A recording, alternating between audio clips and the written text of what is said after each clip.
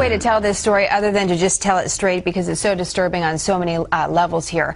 U.S. military records show that the Air Force dumped the remains of at least 274 American soldiers in a Virginia landfill, and that number is far greater than the military had previously acknowledged before stopping this secretive practice 3 years ago. Jennifer Griffin is live at the Pentagon with more on this. You just taken that image of the dump, and God, so many things go through your mind, Jennifer. What was the Air Force doing with the remains of our troops?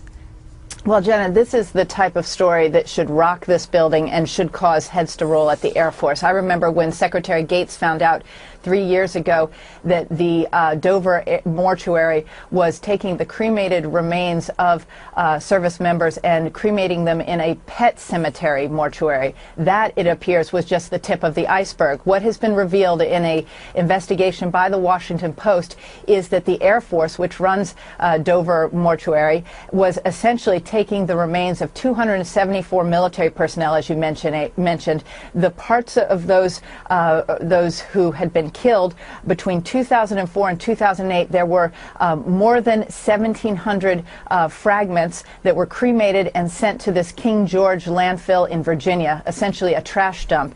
The revelations came about after a 4-year investigation by the widow of Sergeant Scott Smith. He was in a bomb disposal unit, had been killed in July 2006, and she kept asking questions of the Air Force where the remains of her husband had gone. Eventually she got the answer, and when she got the answer, she shared it with the Washington Post, and that's how we know about this story. This is unbelievable. You mentioned that this is a type of story that should rock the building that you're in. Is it? Are we getting that type of reaction from the Pentagon?